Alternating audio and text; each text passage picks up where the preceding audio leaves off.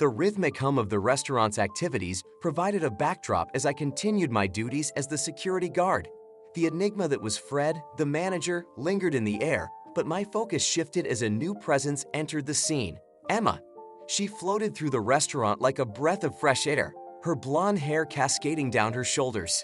I watched from a distance, intrigued by her grace amidst the organized chaos of the busy eatery. Unable to resist, I approached her during a brief lull in the evening rush. "Emma, right?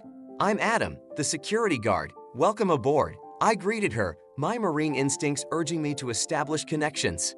Emma smiled, her eyes reflecting a mix of enthusiasm and determination. "Thank you, Adam. It's a bit hectic, but I'm getting the hang of it." As the night progressed, Emma faced her first challenge, a group of rowdy customers whose boisterous behavior threatened the harmony of the restaurant. I observed from a distance, ready to intervene if needed. One of the young men at the troublemaker's table sneered at Emma. "Hey, sweetheart, how about some special service?" Emma, maintaining her composure, shot back, "We serve food here, not attitudes." The tension escalated, and it was clear that words alone wouldn't suffice. That's when I stepped in, my marine training guiding me through the confrontation. The unruly customers soon found themselves outside, leaving Emma visibly relieved. "Thanks, Adam. You really know how to handle them," she expressed with genuine gratitude. "No one messes with my watch," I replied, a subtle smile betraying the seriousness in my eyes. As the night continued, Emma and I found ourselves sharing snippets of our lives, our struggles in the restaurant, and the mysterious disapproval we both faced from Fred. Little did we know, this encounter marked the beginning of a partnership that would unravel the secrets hidden within the restaurant's walls. The palpable tension between Fred, the manager, and me had reached its zenith. The restaurant's ambience was charged with an unspoken animosity, and it was time to confront the man who seemed to despise me without reason. One evening, as the last customers trickled out, I found myself standing face to face with Fred in the dimly lit corridor leading to his office. "What's the problem, Fred?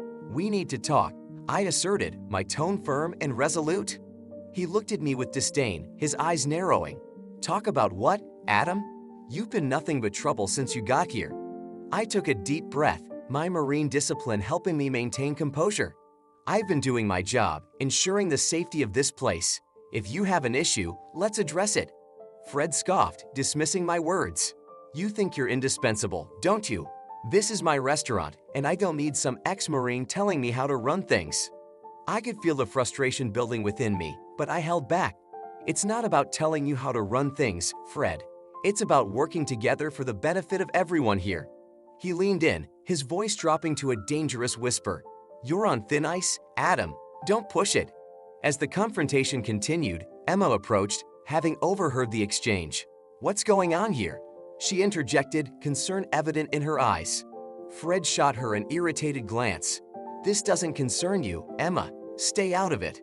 I stepped forward, my determination unwavering. "Actually, it does concern her. It concerns all of us. We deserve to know why there's so much hostility." Emma nodded in agreement. "We're a team, Fred. We should be working together, not against each other." Fred's face contorted with anger. "Enough of this nonsense. I'm the manager here, and I don't need your opinions. Both of you, get back to work." The confrontation ended with a bitter taste of injustice. Fred retreated to his office, leaving Emma and me to exchange knowing glances. Little did we know that this confrontation was just the beginning of a struggle that would ultimately reshape the fate of the restaurant. The tension with Fred lingered in the air, creating an atmosphere of unease within the restaurant. Emma and I found ourselves drawn together by a common thread, our shared experience of Fred's unfair treatment. As we faced the uncertainty of unemployment, an unlikely alliance blossomed. One evening, after the last customer had left, Emma and I retreated to a quiet corner of the restaurant, away from prying eyes. "This has to stop, Adam. We can't let Fred treat us like this," Emma asserted, her eyes reflecting a mixture of frustration and determination. I nodded in agreement. "You're right, Emma. We need to do something about it. But what?" She sighed, running a hand through her hair. "I don't know, but we can't let him continue this way. It's affecting everyone here." As we talked, we discovered more similarities in our struggles, both victims of Fred's unjust rule. Our alliance grew stronger, fueled by a shared sense of injustice and a desire to change the narrative. The next day, as we went about our duties, Emma and I subtly rallied other staff members who had also felt the sting of Fred's management. Whispers of discontent echoed in the kitchen, and a silent rebellion began to form. One of the kitchen staff, Miguel, approached us cautiously. "I've been thinking, maybe it's time we stand up to Fred. We can't let him treat us like this." Emma smiled, a glimmer of hope in her eyes. "Exactly, Miguel. We're stronger together. If we unite, maybe we can make a difference." Word spread, and soon a small group of employees gathered in solidarity. We shared stories of mistreatment, of Fred's arbitrary decisions, and found solace in the fact that we were not alone. As the unlikely allies forged a bond, Emma and I became the unintentional leaders of a silent revolution brewing within the restaurant. Little did we know that our collective strength would be put to the test, and our actions would lead to unexpected consequences that would alter the course of our lives. The undercurrent of discontent against Fred grew, fueled by the shared experiences of mistreatment. Emma and I, unintentional leaders of this silent rebellion, found ourselves at the center of a gathering storm. Little did we know, Emma held a revelation that would change the course of our struggle. One evening, after a particularly challenging day, Emma motioned for me to join her in a secluded corner of the restaurant. "Adam, there's something I need to tell you," Emma began, her eyes filled with a mix of determination and vulnerability. I furrowed my brow, curious. "What is it, Emma?" Taking a deep breath, she revealed, "I'm not just a waitress. My father owns this restaurant." Surprise washed over me. "Your father? But why would you hide that?" Emma sighed. "I wanted to experience the restaurant from the inside, understand the challenges the staff faces. But now, seeing how Fred is ruining everything, I can't stay silent any longer." As the weight of her revelation settled, I realized the magnitude of the situation. Emma continued, "My father has no idea about Fred's actions. I want to expose the truth and make things right. I want to offer you the position of manager." I was taken aback. "Me? Why?" Emma smiled. "Because you've shown integrity and strength. I believe you can lead this place to greatness, unlike Fred." The prospect of change ignited a spark within me. "Let's do it, Emma. Let's expose Fred and bring justice to this place." The following day, armed with the truth and a newfound alliance, Emma and I confronted her father with evidence of Fred's mismanagement.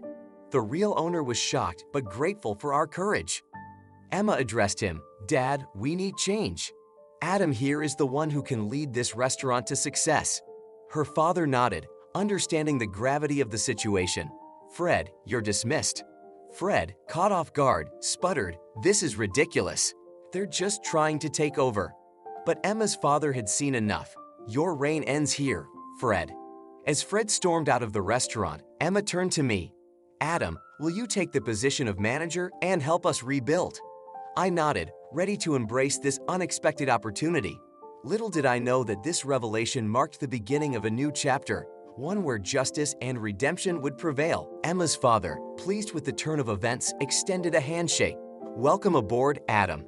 I believe you'll bring positive change to this restaurant." As Fred left the premises, disgruntled and defeated, the staff whispered amongst themselves, the news of his departure spreading like wildfire. The atmosphere shifted, and a sense of relief settled over the restaurant. In the coming days, Emma and I worked tirelessly to restore order and morale.